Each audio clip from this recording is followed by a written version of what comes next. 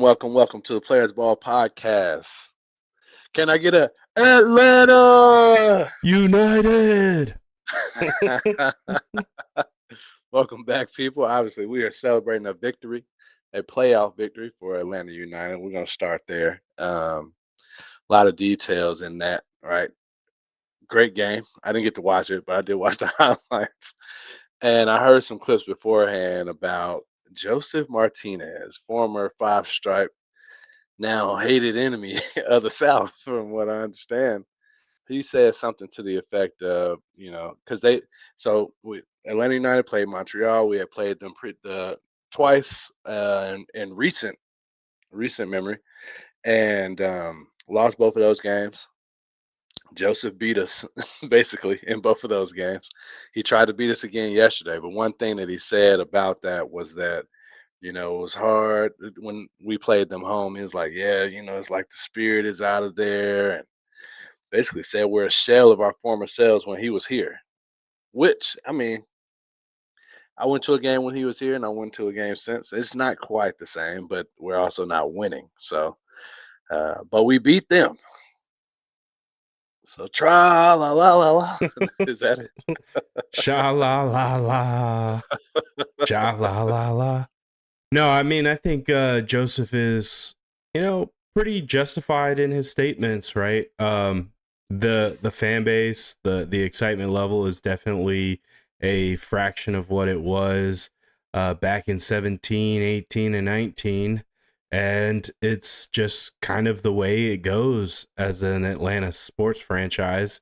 If you don't give the fans a reason to be excited, they will not show up. And this team has not performed even to any level close to what they were performing in those years, right? We came out the gate hot. I think we went to the playoffs our first year, got bumped out early on.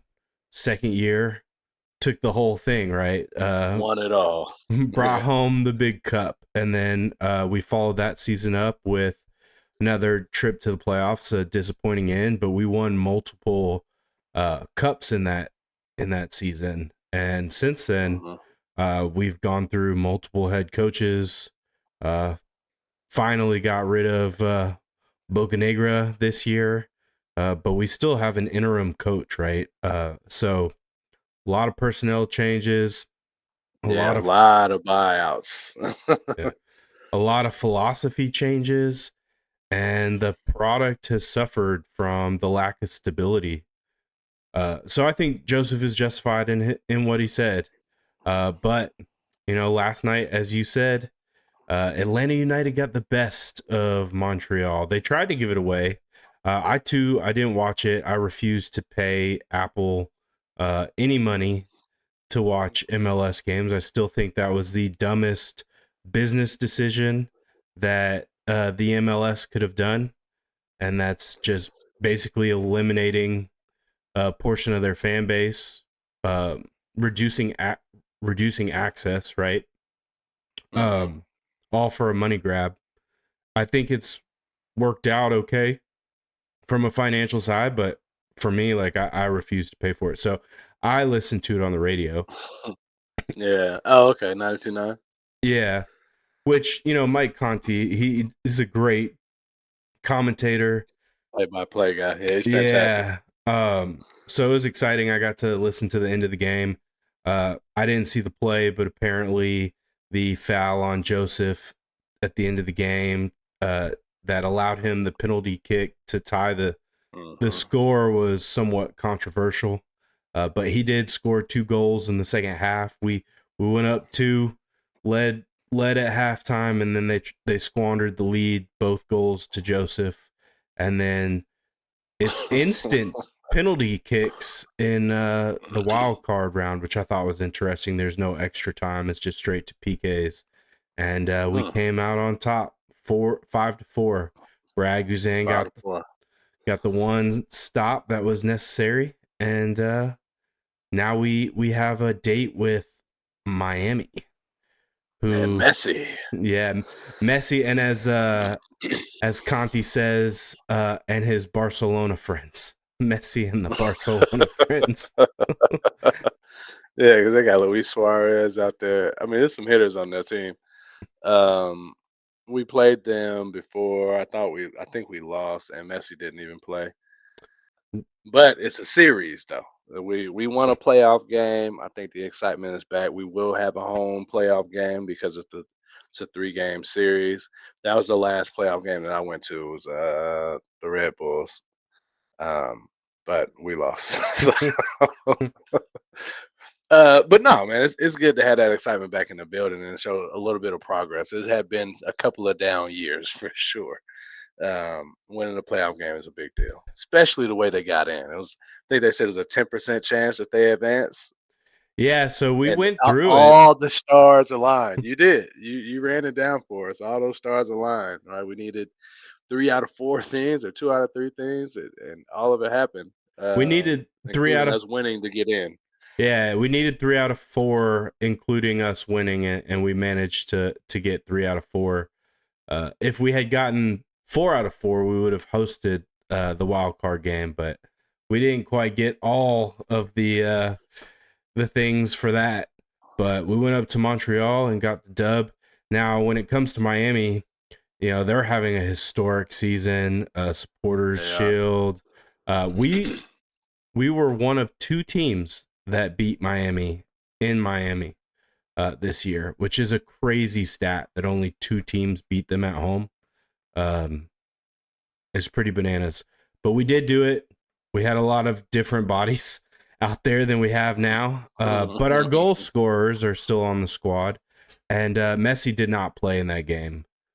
And then the other game we played at home, Messi, I think, did play. I'm not positive on that, but we drew, I think 1-1. So, we've actually played Miami decently well now. Beating them 2 out of 3 is a tall order, so we'll just have to wait and see. Hopefully, though, this is a sign of things turning around. I do think now that Boca's gone, right, I have a lot more optimism for the Yeah. future. But we'll have to wait and see who they bring in as a head coach and what they do to kind of fortify this roster. I know there's at least Dax McCarty. He's probably going to either retire. He won't be in Atlanta next year. And then I don't know really what we have in terms of a designated player at the moment. So we should have some money to spend this offseason. Yeah. Yeah. It bodes well, man. So that kick happens on Friday. Since it's a playoff game, maybe they'll be airing it somewhere else. Is it exclusive? Like even the playoffs are exclusively, or was that just because it was a wild card play-in game? I'm not 100% sure. I know last year I was able to catch a playoff game. It might have been the playoff home game that they had Mm. last year. Because it wasn't exclusively on Apple, but last night was exclusively on Apple. So we'll have to wait and see Friday night. I mean, worst case scenario, you can hit the game on 929 The Game or on 929 The Game Odyssey app, free plug. But For now, yeah, I'll start the cost down in a minute. yeah, check it out there if you can't get it, on TV. Being 1-1-0 against them is, I mean, I know those games were probably without Messi, but that is good. I thought we lost that last one that was here, but a draw is it's good to go. Points are All points. right, man. From football to football, exciting weekend in college football for sure. He had the battle of the SEC juggernauts in Texas and Georgia. Um, you start because I have some interesting thoughts. Oh man, there's so many places to start. One thing we wanted to talk about, game day was live, and there are actually quite a few additional Atlanta ties to this game, right? Now you had Nick Saban, who's on game day as a full Hmm. time host. You know, he was there. He was interviewed by Pat McAfee, as well as uh, the head coach of the Texas Longhorns, Steve Sarkisian. You know, he was a Atlanta Falcons OC after Kyle Shanahan left. Um, Yeah. so both those coaches had some interesting things to say about one person that just keeps making his way onto the podcast. Um, 3 weeks in a row. yeah, but that's Jet Jones, and I thought it was interesting just hearing from Nick Saban about what he was like at practice and how he, what kind of teammate he was. And then Sark sharing stories about his time in Atlanta and Julio having already wrapped up the receiving yards title. Didn't have to play. It was, I think, the last game of the season against the Bucks, and the only person behind him was Antonio Browns, and Antonio was sitting out the game. So Julio very well could have sat out the game, but he chose to Hmm. play. And on top of that, with like a minute left in the game, they were running the ball, run the clock out. They call a outside zone to Julio's side, and Julio cracks down on the safety and absolutely annihilates him. And uh, it was cool. I mean, I never doubted Julio in terms of his like dog mentality, his work ethic, just the type of player he was, right? Big, physical. He when he was here, right? He didn't say a whole lot. He stood on business. It was after he left that things got a little rocky, and I've never And he only doubted. ever said one thing even after he left, right? Yeah, and I've never doubted him in terms of what he did for the city. It just hurt. I think there was a lot of hurt feelings because he was so beloved, right? Um, that it's like when your girlfriend breaks up with you and you're a little bitter.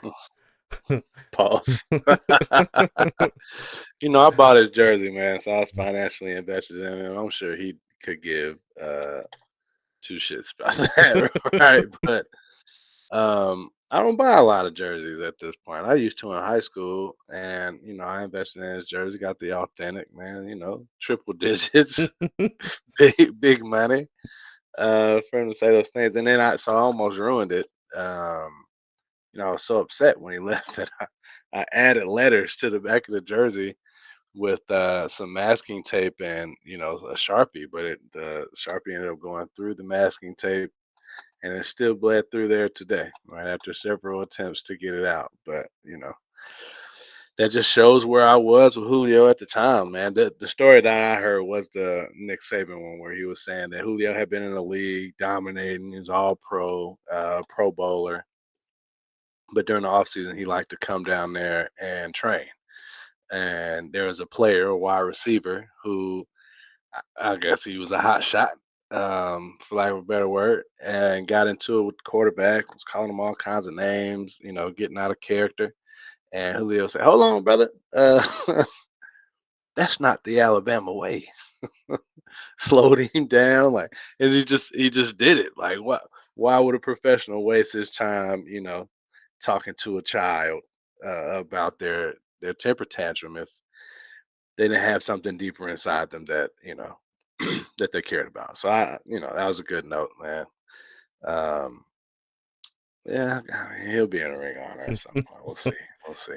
So I know we're going to talk about the Georgia Texas game here, but um, you mentioned that story Nick told and kind of Julio calling out like this isn't the Alabama way. Well, a lot of former Alabama athletes have kind of been in the news lately talking about their current program and the situation they find themselves in.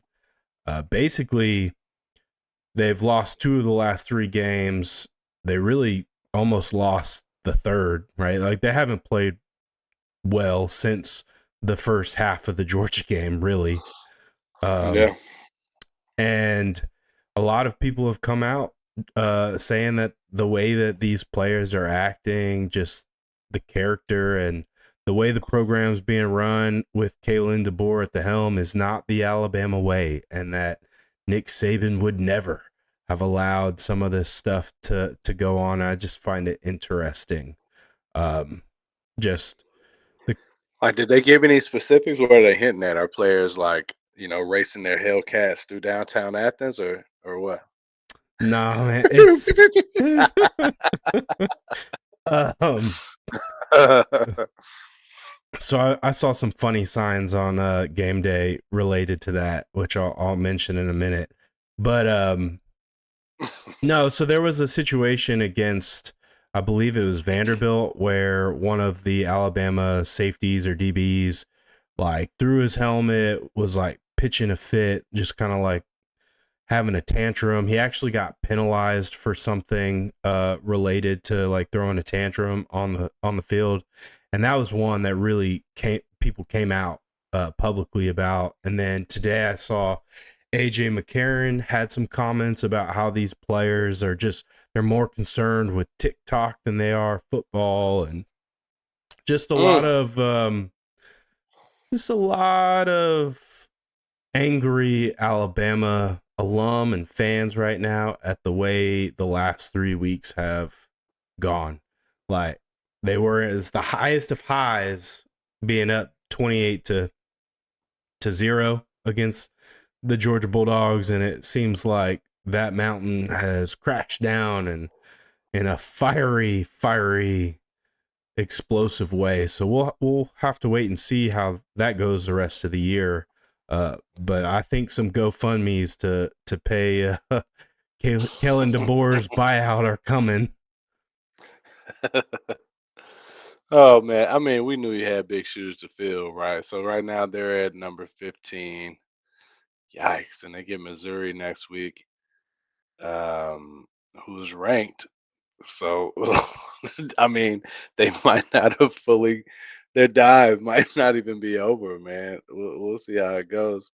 But going back to Georgia, Georgia versus Texas, it felt weird. I'll tell you my thought on that I was holding back is that it felt weird watching, right? That this was an SEC matchup.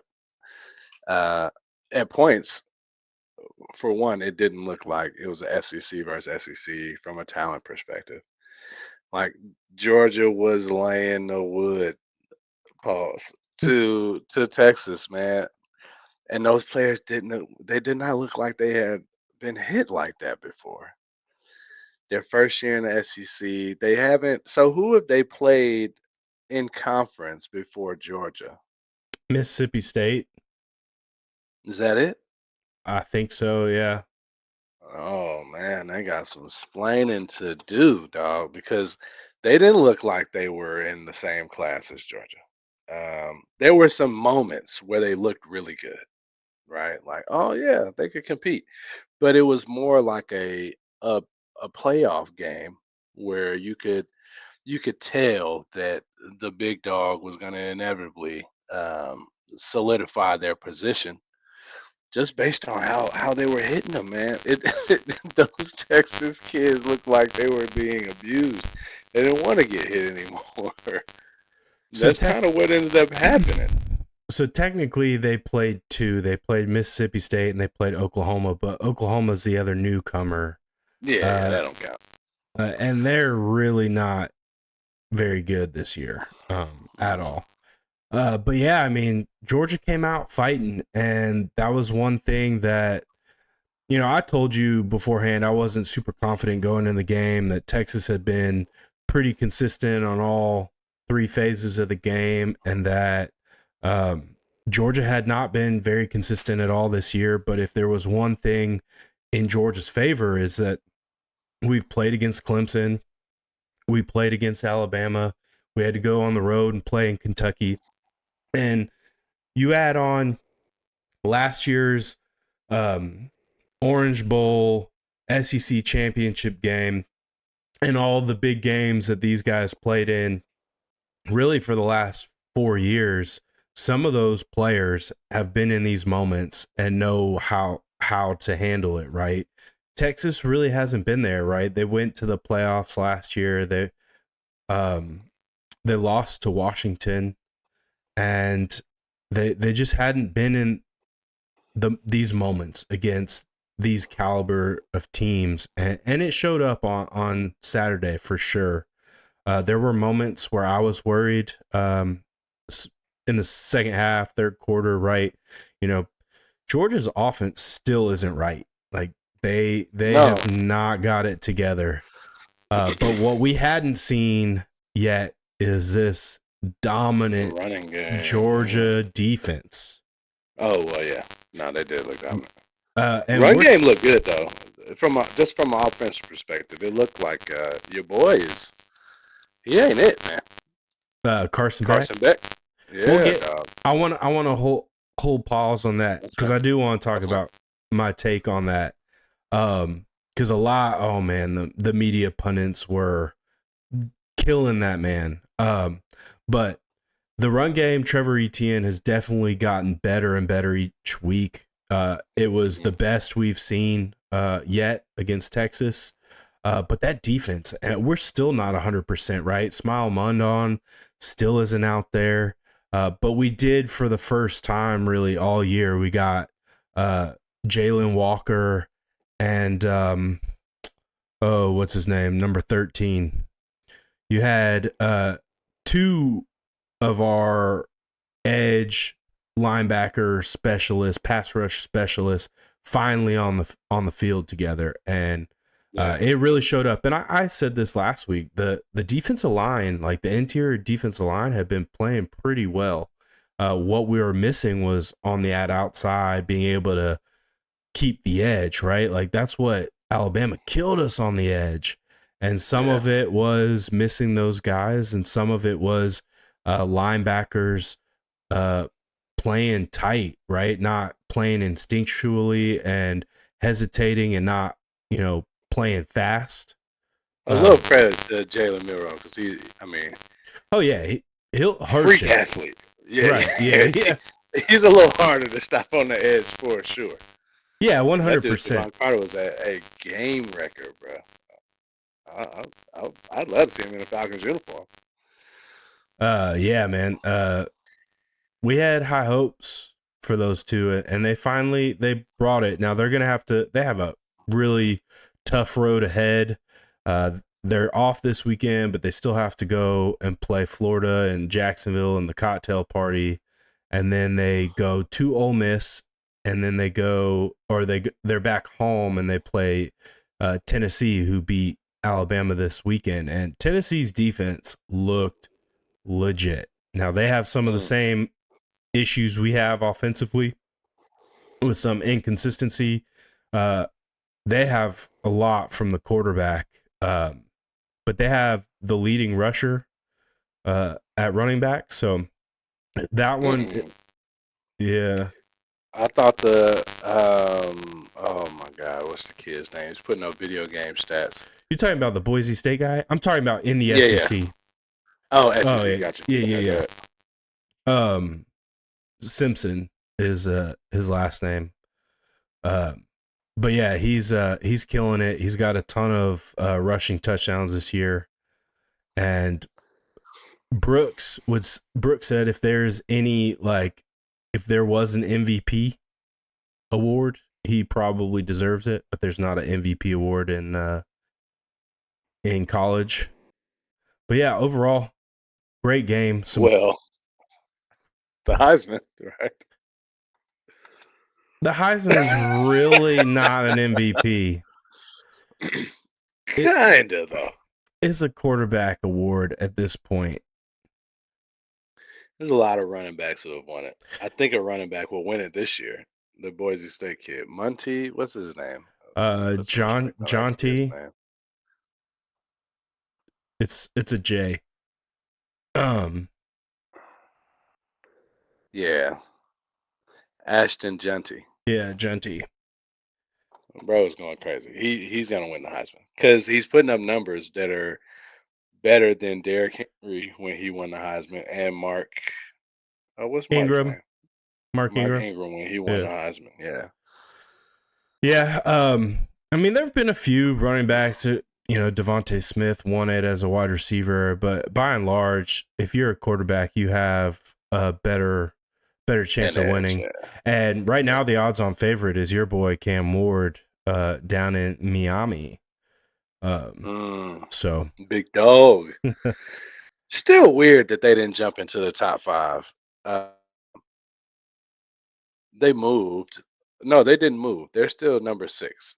I get Georgia going up, dominant win over the number 1. I understand Texas not falling out of the top 5, right? But Oregon being number 1 makes sense. Georgia being number 2 makes sense. Did I leave that page? I need to Ohio look back at that. State is the other one. Ohio State, yeah, they have a loss. So I think To I Oregon think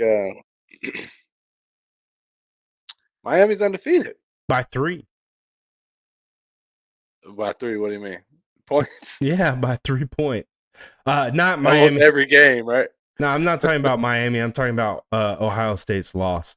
Ohio State's loss Oh, okay. is by 3, or not even. I think it was by single digits on the road in Oregon.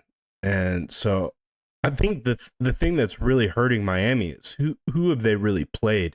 Now, Florida has played better, and we'll see in 2 weeks how they do against Georgia, but that was the first weekend of the year, and Miami's had some struggle wins since then.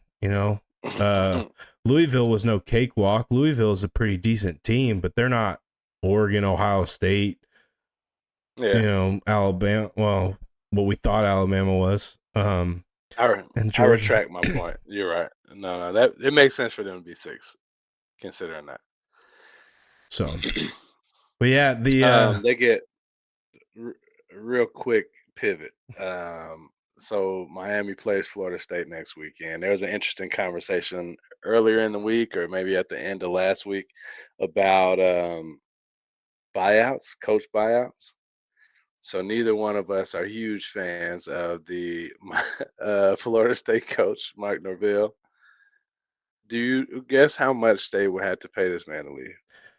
I don't know, but I'll tell you, Kalen DeBoers is 70 million, so I imagine Norvell is somewhere in that ballpark. 63 million. Yeah, You know who's number 1? Kirby $118 million buyout. for Kirby. What? Yes. Wow, good for That's him. that's the most incredible number I've ever heard. Like, you gonna pay me to quit. You gonna pay me 120 M's to quit. Yeah, have you ever He seen win another. He win another championship, man. He might need to hang it up. Like, all right, I'm out. Give me my money. Have you ever seen anything from Coach O? Uh, Coach. Orgeron? Oh, yeah. Yeah, LSU, right? yeah, not anymore, but Right. he was Yeah. For formerly. interviewed and he was like, "So you're gonna give me what to leave? All right, where's the door?" Man, they paid Jimbo Oh man. Fisher, I think 70 million, or somewhere around there to walk at Texas A&M last year. So that's Yeah. crazy money. Like, sign me up. 118 mil. I mean, but with the Mike Norvell stuff, man, 63. They're terrible, right? And they're gonna have to. He's gonna be around because they not getting no kind of dollars up from the boosters, bro. Yeah, That's that's what I said. crazy. You're gonna see some GoFundmes pretty soon for some of these coach Careful who buyouts. you hire, man. Yeah, careful what you're agreeing to. Like, I get it with Yeah. Kirby. I mean, that number is astounding, but I understand having a pretty decently high buyout. That number's astronomical, bro.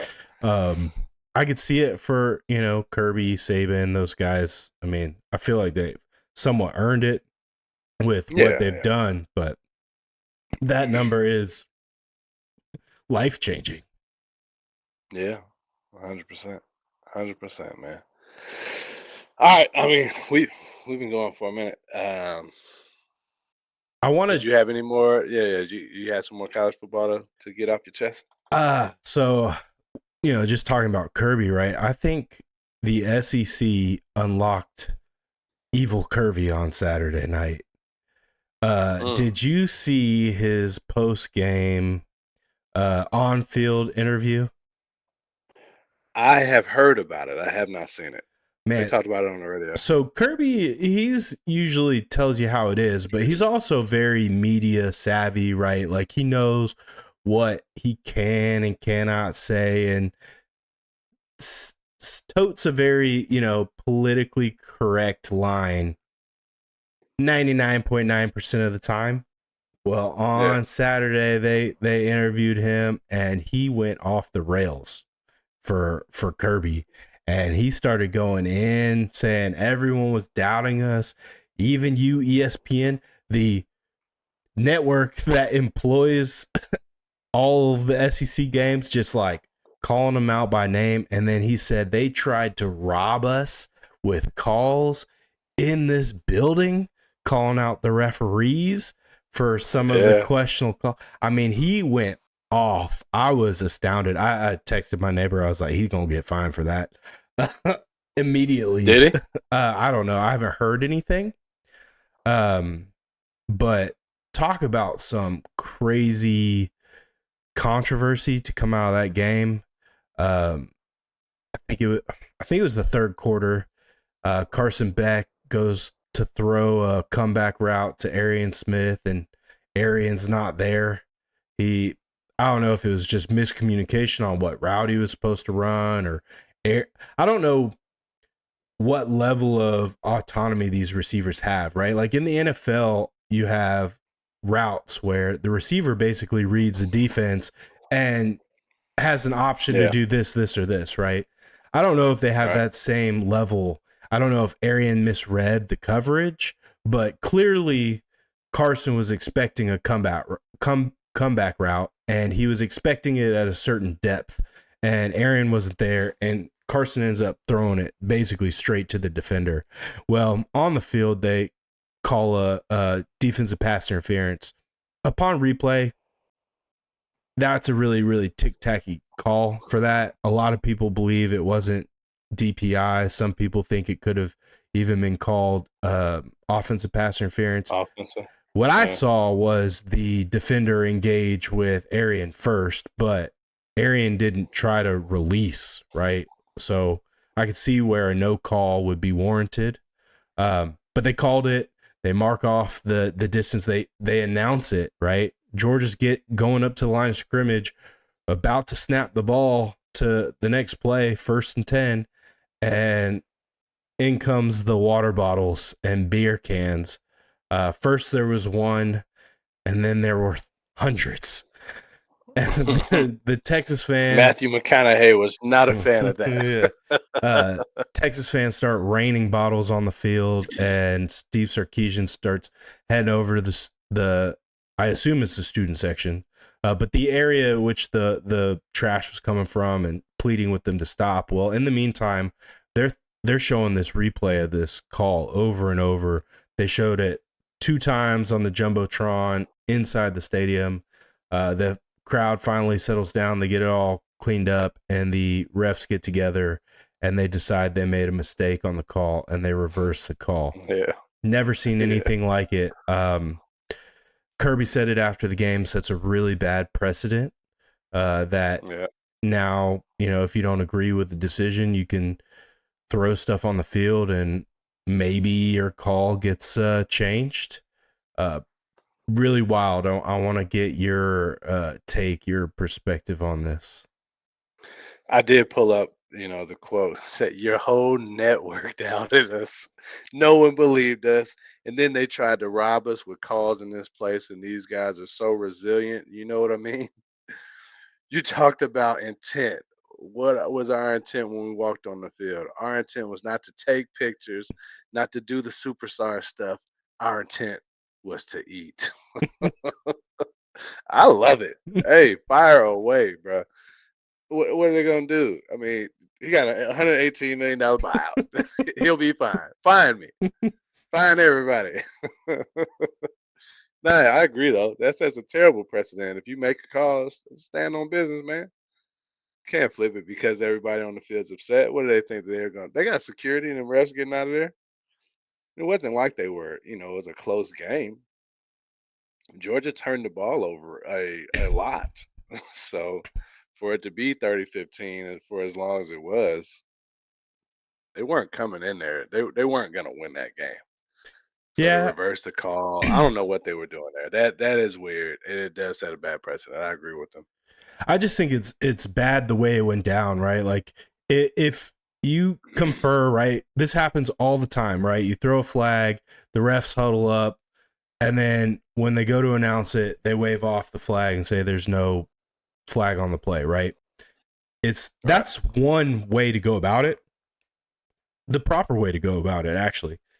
The other, which is what happened, was they actually called the foul and then marked it off.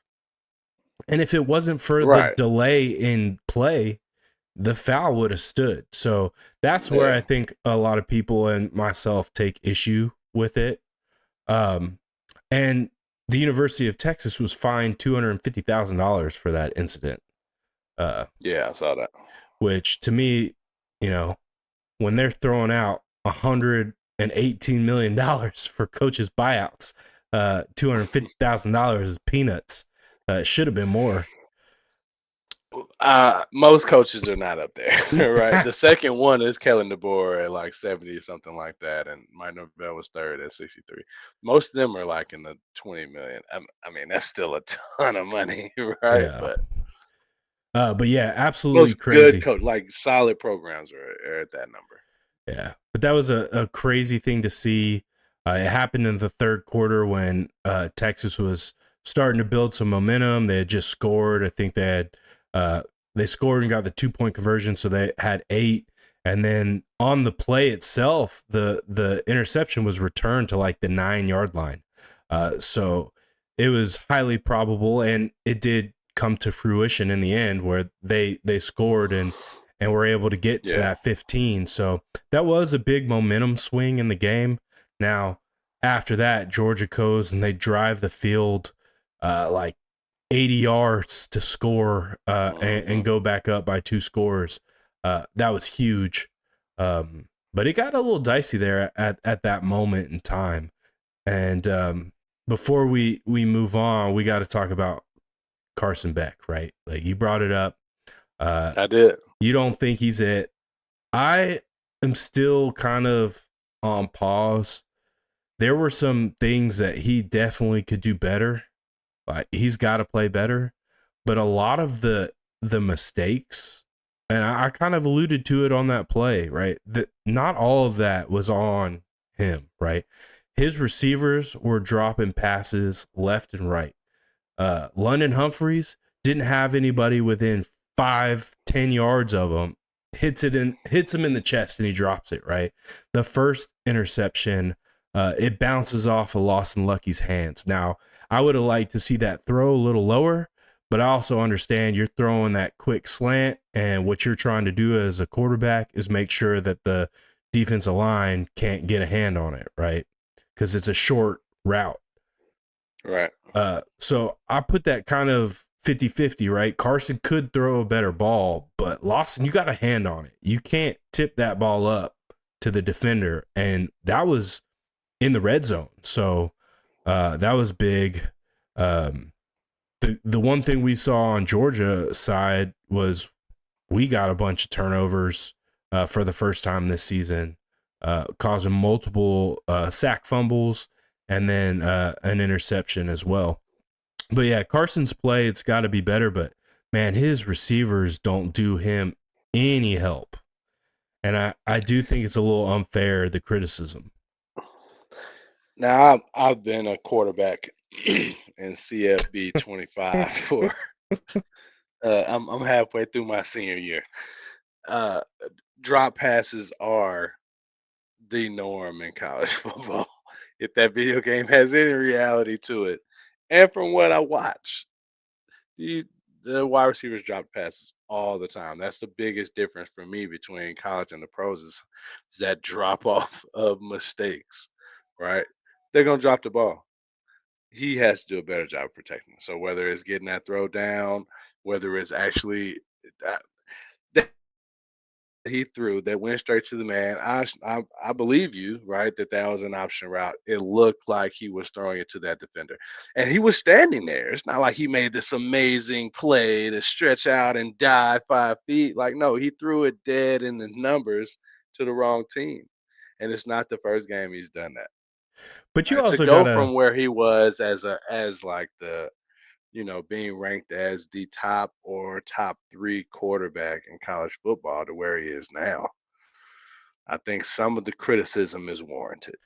you gotta think though, like if you're running a comeback route, right? You're throwing that ball a long time before that receiver breaks back to it, right?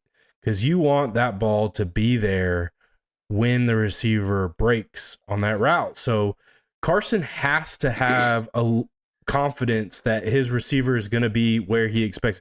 It's what that's what separates an NFL quarterback and the rest is being able to anticipate, Yeah. right? And so he's anticipating Arian Smith being in a place that he's not.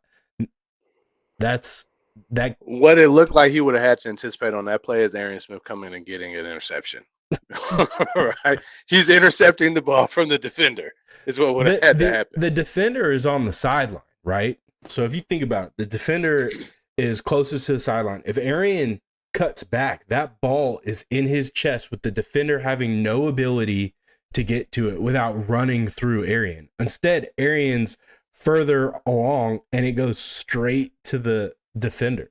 I'm with you. Like there is some level of culpability on Carson's part, right? Like maybe there was some miscommunication. Maybe he didn't communicate the route. I don't know, but clearly he was anticipating Arian to be somewhere he wasn't. And, they've got to get that stuff cleaned up. And you're right. How many picks did he have last year? I don't know. Not very many. He's got more this year. 6. Yeah. He's already at 8. Yeah. And those 8 have come in the last 3 weeks. Yeah. It's been yeah, it's like the offense. It's like he plays for Alabama. The offense has had some issues, and a lot of it has been, that relationship between the quarterback and their wide receivers. Yeah. 2 of our receivers that we were expecting to start are not, both because they couldn't stay out of trouble. And the ones that are on the field, while they're talented, they're clearly not always on the same page, or, the moment's too big and they're letting it. It's down their leg. Yeah. I mean, drops are part of college football, but I have never seen anything like this. And if you actually go back and look at the numbers of drops, they've surpassed their number of drops this year versus all of last year. And we're like halfway through the season. So that is not trending in the right direction by any means. And Kirby even said it. He was like, it's almost comical. He said our wide receivers can't catch the ball to the point where it's comical. Like straight out called him out. Yeah. Yeah. What's kind of crazy is that Gunnar Stockton, he led Georgia to the Natty that I won at the end of last season. Is he any good? So it's hard to say because he hasn't had a lot of meaningful, not a lot of meaningful time.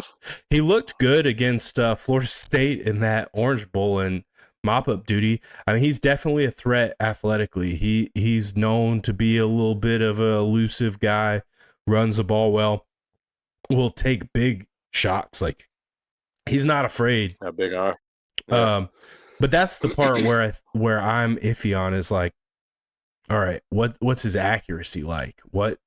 What's his ability to read a defense? You see clips of Carson, and these things go unnoticed by the average fan, but you see him walk up and make checks with his offensive line to get the blocking right, and it's I honestly wouldn't pick that stuff up if I didn't watch film study with Brooks Austin.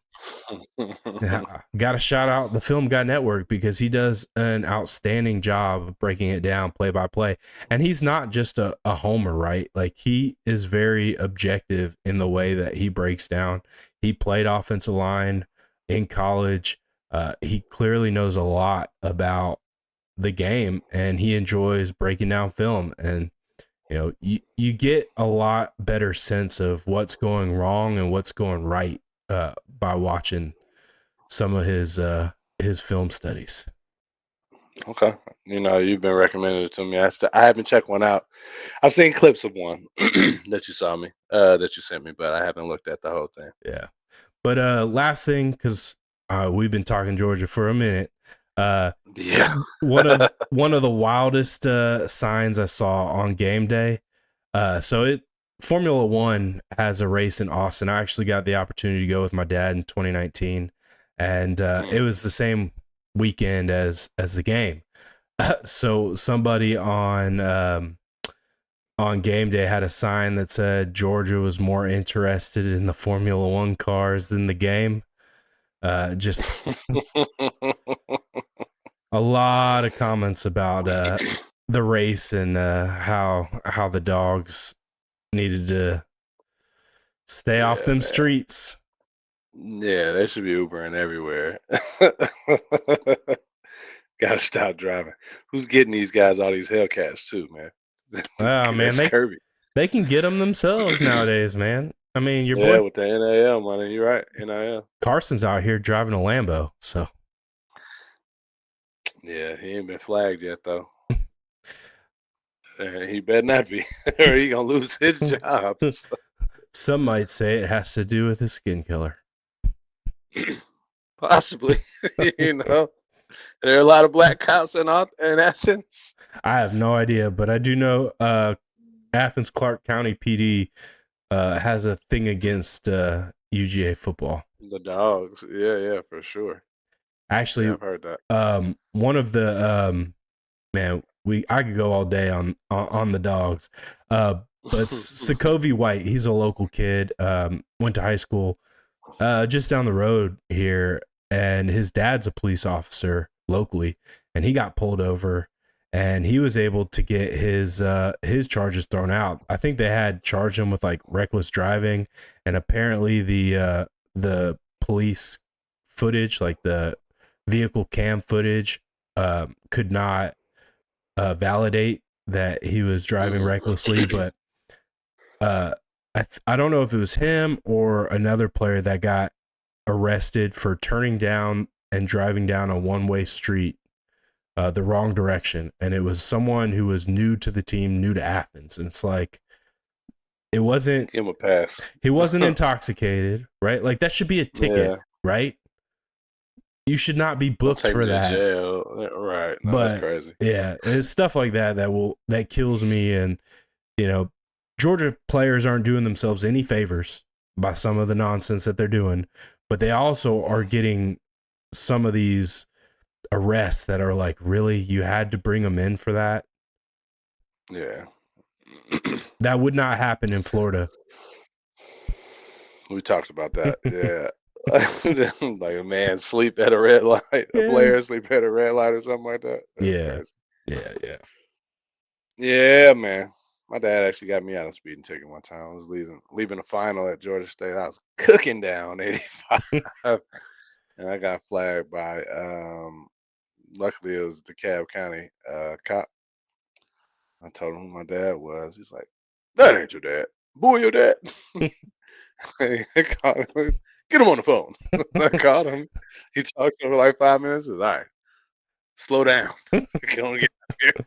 Hey, sometimes it's not about what you know, it's who you know. Yeah, man. Frequently. Yeah. So I know we had talked about going into the Hawks, who are playing right now. They're actually up by 1 with 8 minutes to go.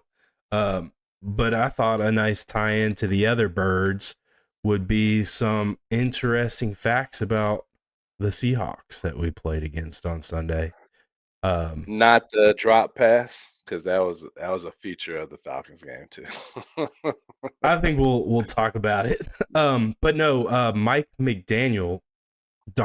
Hmm. McDonald, the head coach for the Seahawks, is a UGA alum.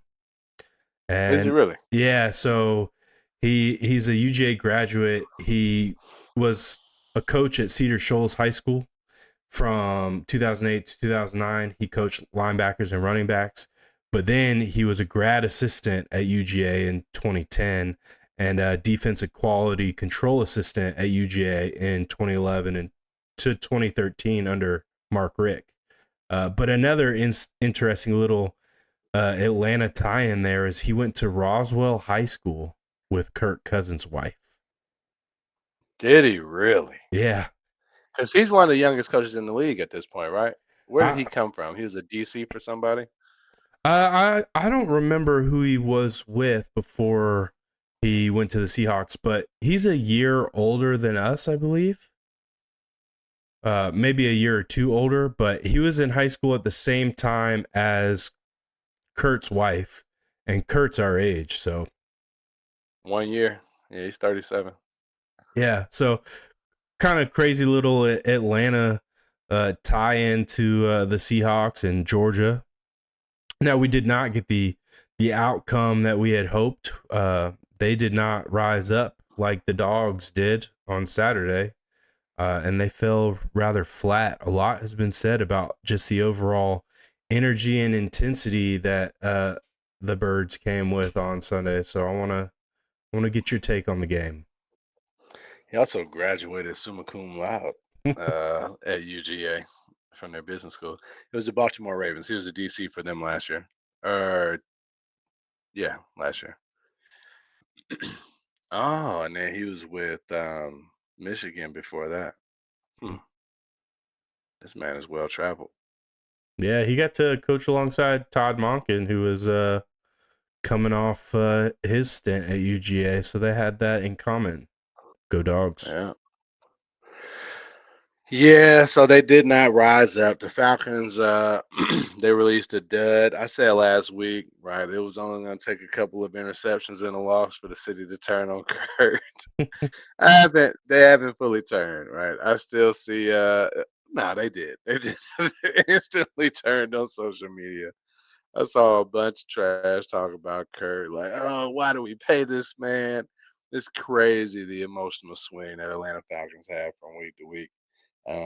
I was so upset leaving the game, and me and Brittany almost got into an argument like walking to the car. We stopped. I was like, "Why are we leaving? Why? Are we? It's not over. It is over, but you know, we're just getting into traffic. It took us like 45 minutes to get out of the parking deck, so I was right. But now they play like trash, man, through and through. It looked like they were starting to get back into it at one point, and then the bottom just completely fell out from that strip sack that they ran in from a touchdown. That really deflated like the entire building. And then for him to throw the next pick, which was like call it a Georgia player, dropping the ball, went straight through Drake London's hands and into the opposing team. They lost. Number one, oh, that was the other thing. There's a clip. I'm gonna send it to you so maybe you can add it. I recorded it myself. Uh, AJ Terrell, they're running down the sideline. It's when can't think of their running back's name right now. Ken something like Kenneth that. Walker. Yeah, Kenneth Walker. He's running down. It's during his touchdown, and DK is downfield blocking. He literally has AJ Terrell by one hand, just like holding him like a child off to the side. I was like, how embarrassing is that? And he literally could have stopped the touchdown if he would have got off this one hand super disrespectful block. He could not do it. He was just That walking was a them. very yeah, it was embarrassing. That was pretty much the game in a nutshell. They got everything that they wanted. Gino was, giving me Mike Vick flashbacks, wearing his 7 out there, right? It was trash. It was bad. Now, obviously, I'm still on board.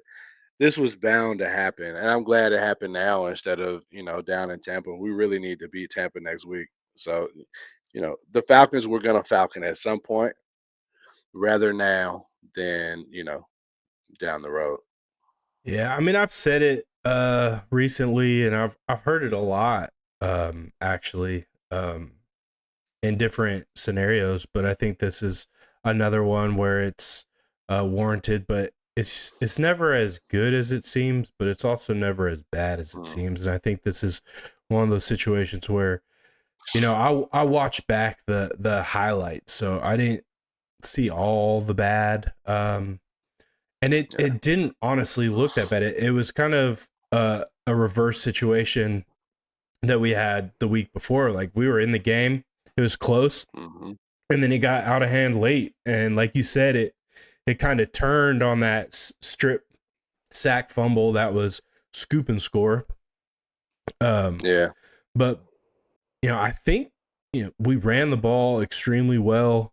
Um, we did. Kurt was decently efficient. I think penalties absolutely killed drives. I mean, it definitely killed our first drive where we were trying to get in rhythm. We were moving the ball well, and you had like two or three pre-snap penalties back to back, and Yeah, one of them was embarrassing. It was a false start in our home building, right? Like it's quiet. Like those. it wasn't.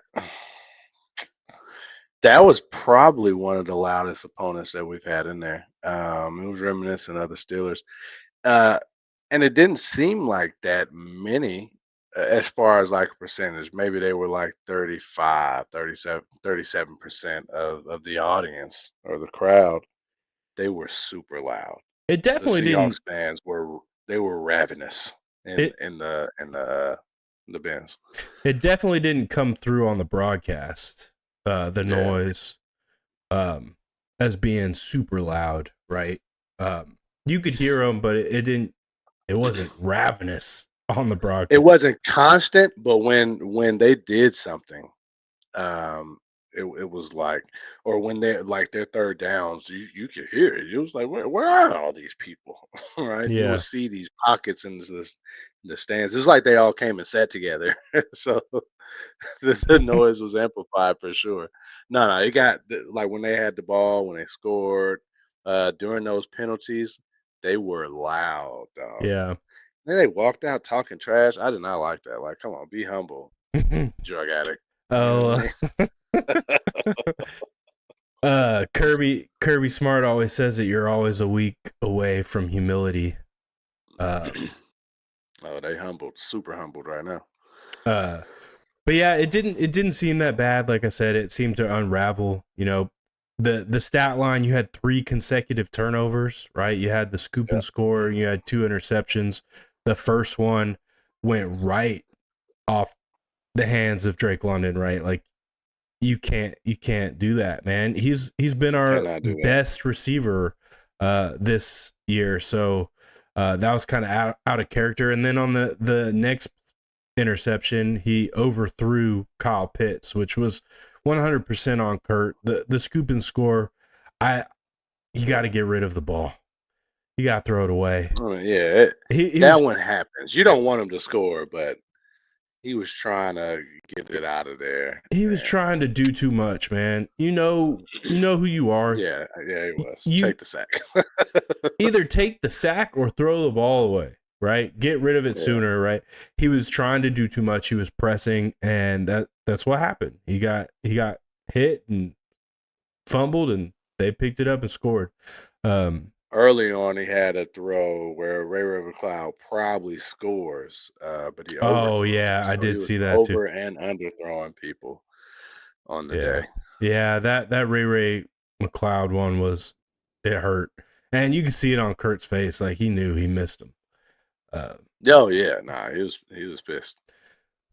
The other thing is that the Seahawks, Geno Smith had gotten sacked a lot. This is a stat that they were saying before the game. He had been sacked a lot the 2, 3 games before that, and we again did not could not lay hands on this man. Yeah, I really do think it hurt not having Lorenzo. I know that he doesn't add a ton to the mix, but Yeah, it is a piece, right? Having a guy in there that is getting reps, that can at least hold the edge, give you something, help keep other guys fresh.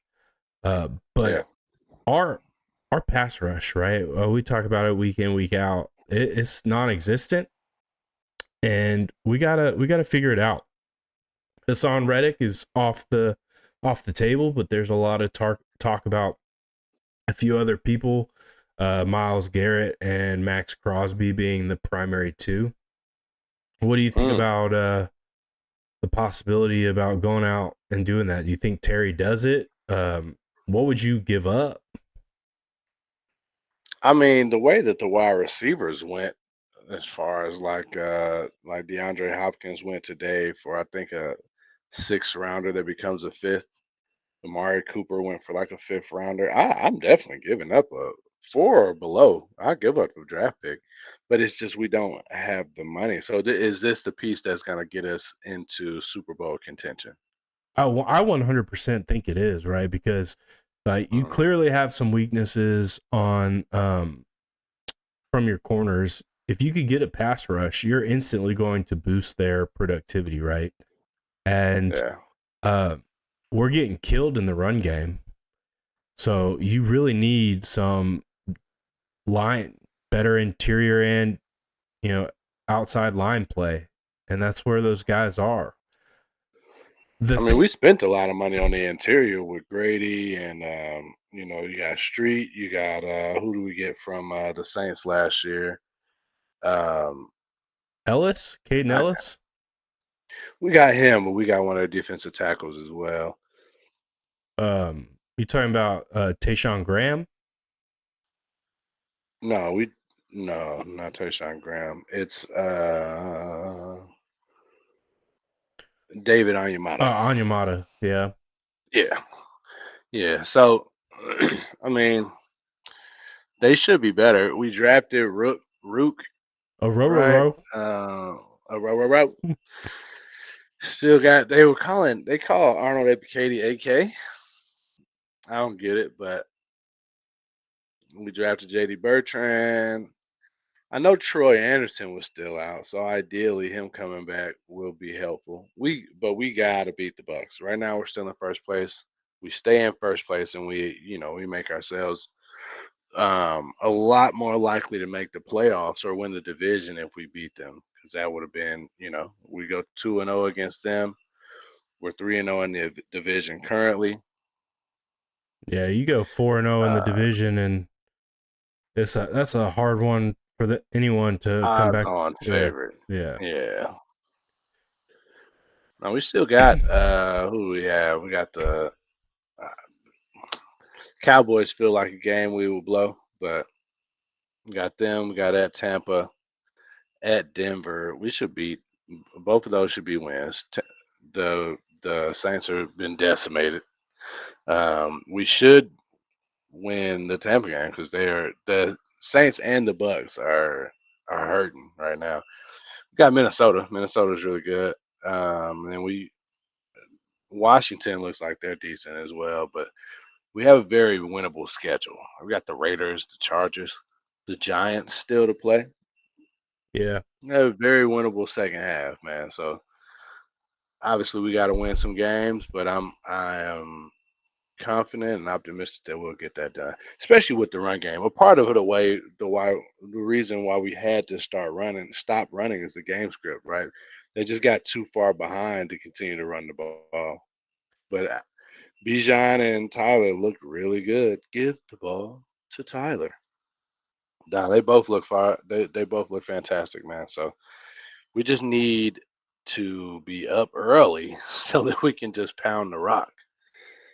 yeah, yeah. I would love to see Max Crosby. I just don't know that we have the pieces. You're not going to get him for a 6th round pick, right? No, you're not. I don't know about Myles Garrett. He's definitely a dog. I don't know that he's a franchise guy the way Max Crosby is. I think he's better than Max Crosby. Really? Yeah, no doubt. Max Crosby is solid 2 behind Myles Garrett being 1. That's an interesting take. But even then, Yeah, like I just don't know that we have the capital to go out and get a guy like that. But I do think if you pick up one of those two guys, that changes the trajectory of our season for the better, for sure. yeah, 100%. Now we got to go into Tampa and get the win, but they're decimated on offense. I think that Yeah, both their number 1 receivers are gone. They run a running back by committee, so they got 3 running backs we had to worry about. And Baker's playing great ball, so he he's no slouch. kind of fell apart at one point in that Baltimore game. He was on fire, and then it was like it all dropped. The bottom dropped out, and he Yeah, fell apart. once Mike Evans went down, which that would have been a touchdown if he doesn't have his injury, because he would have caught that ball. I don't know if he overstretched or what, but He came into the game with a hamstring injury. He shouldn't have been out there. Yeah, it doesn't look like he should have. Yeah. And I hope for his sake that by playing he didn't make this a longer term injury, right? It looks like Godwin's going to be out for the year. Yeah, he's on my fantasy team, man. I mean, I hope he makes a full recovery, but that really hurt me. Yeah. I was pretty thin at wide receiver as it was. I'm really struggling now. And then they've got some injuries on the defensive side of the ball too. I think Tyke Smith left with a concussion, so him clearing the concussion protocol, that will be interesting to see if he can manage that. But yeah, we got to win it. It's a division game, so there are no guarantees. They got to go out and do the thing. They got to stop with the stupid penalties, man. These offensive pre-snap penalties, these holds, they're drive killers, and it's got to stop. See, our offensive line seemed like they had them a little scared, right? That's usually when that happens, when you feel like you have a Myles Garrett or Max Crosby coming at you, right? Or TJ Watt. They were jumping. It was uncharacteristic, I would say. They didn't look. They looked a little shell shocked, which telling you is part of course, bro. Yeah. We should come out of this and be better. Got all that trash out of our system. Yeah, we're over our usual hour mark that we're trying to stick to. So I'm game to continue with some bonus content. And those who want to stay around and listen for a little extra juice this week, I'm down. But you tell me if you got it in you. I do. I don't want to do a disservice to the Hawks because I feel like they need some solid time. Are they winning right now? We can do the pre. They're no. Let's. I want. I want to give them some solid time. All right. Is there another topic that you had? Top of brain. Staying kind of football, basketball adjacent. Just a real quick bonus content. I saw a article where it was an ESPN interview. They interviewed Georgia native Ant-Man. Shout out Ant-Man. Yeah. Where he said that if he wins a ring in the next 3 to 4 years, he's going to play football. And they said Justin Jefferson said he was crazy. So the backstory behind that, right? That he and Justin Jefferson both played for the city of Minnesota. They recreated a picture that KG and Randy Moss did back in the day, and I guess that coincided with an interview where some of these details are coming out now. I was telling a dad we do drop off at the same time. I see him basically every morning. His name's Josh, cool guy. Um, I was telling him about no, dang, thought I was gone. Oh yeah. About Ant-Man. Oh no, I was telling a coworker. I was telling Paul about Ant-Man and his antics. Right? Did you see him during the Olympic ceremony talking trash to the ping pong girls? Like y'all No. don't want to see me into ping pong. He was talking trash about swimming. The man has unlimited confidence, right? Yeah. Some of it is there was a clip of him playing. They were just on a football field and he was throwing the rock. He threw like a 70-yard bomb Oh yeah. I mean, on a rope, but transitioning to another sport after so many years of just playing one, I imagine that's difficult. That's why many people don't do it. yeah, I saw another clip. I don't know if it was Justin Jefferson or who it was, but it looked like they were, back behind stage or in the locker room or whatever in the facilities. It was a casual scenario, but he's asking him about it. And he's like, so you playing safety? Ant-Man's like, yeah. He's like, so who you hitting first? And Ant-Man goes, King Henry. He's like, you don't want that Straight to the smoke. top. Right. What do you think the easier transition will Oh, there be it is. from football to basketball or basketball to football? What do I think the easier transition would be?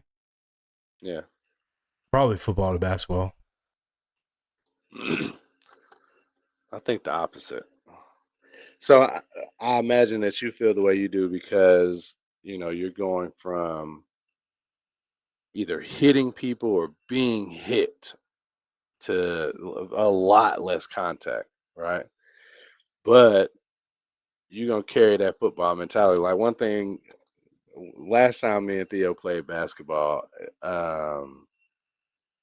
was a long time ago, but he's a football player who could play a little ball, right?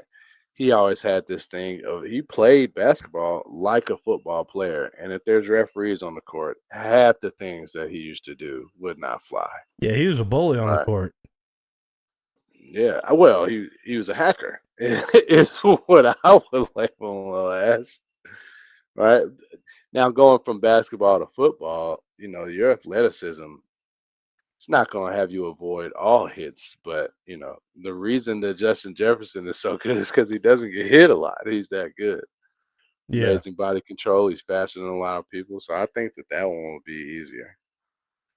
Yeah, I think it's crazy to think you could just go out and, do it at that level. Uh I don't know when the last time Ant-Man played football like actually competitively, probably high school. I So imagine, yeah. it's been a minute, and just to think you're gonna go out there and then the audacity to say that you're gonna go toe to toe with King Henry Yeah, no, is nuts. he's out of his mind with that one. No, that's a crazy take. He kind of invalidates his entire argument with that. Like that's who you go with first. Like there's current players, very very skilled safeties in the league right now who don't want to see. They don't want no smoke I saw it. with Henry. It was an interview. I can't remember where it was, but they were talking about Derrick Henry and his preparation, and they asked him if he watched film, and he basically said when he's looking at film, he's trying to assess if the defense is weak. Mm, So he's trying to see who's going to make business decisions, and he's going to right. attack them. Yeah. Straight up. That's a great strategy, actually. Like, oh yeah. Now send me to the left. That man is not about his business. He's gonna piss down his leg. I'm not an athlete. Yeah, he's going to ole. Yeah, send me straight through. Yeah. He is so fast though too. That's what's crazy, right? I don't want to tackle him, in the hole. Let alone if he's got like a full head of steam, man. Oh yeah, once he's in the open field, it's done. That's a wrap. Right. I'm gonna try to let him pass me and then get behind him and shoestring him or something. I don't need any brain damage. I need to play to get paid, so hit him low, get hurdled or something. It Yeah. just feels like he can really hurt you. Yeah. But he's a character, UGA alum, Georgia kid, highly confident. Oh, talking about him, man. Got it. Yeah, Okay. highly confident, entertaining to say the least, just with all his antics. And I thought that was fun, him coming out and saying that we'll see. I hope they win a ring just to see what happens in the next 3 to 4 years. See if he's Yeah. gonna stand behind his statements or if he backtracks a little bit. He will not stand on those statements. I guarantee that. Well, he's got to win a ring first. I don't know. Minnesota, I mean, they're a playoff team, but I don't know if they're a They're championship Western team. Conference Finals last year. They They were a were. series away. We They made lost to the Lakers the with Hawks made Bronny getting minutes last night. the Hawks were a Eastern Conference final team, and then they fell off the face of the planet. Yeah, that's what me and my dad friend were talking about was a lot of Hawks, but apparently Anthony Edwards was supposed to be drafted by the Hawks. Oh man, that would have been amazing. Yeah, But he went number 1 yeah, overall. We didn't have that pick, so yeah, yeah. Well, that was one of his choice destinations. Is how he spelled it out. yeah, I believe it. I So mean, he's from here, right? Like, yeah, oh man, that would be amazing. We've talked about that a few times. How great that would be to see. Um, but yeah, we won't go into much. We won't go into any more Hawks tonight. You know, they did have their first game of the year. It's almost a wrap, and they should have a few in the books by the time we meet again. So we can spend some time talking on the Hawks next week.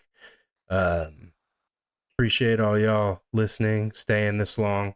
I know this one was a doozy, but we had a lot to say.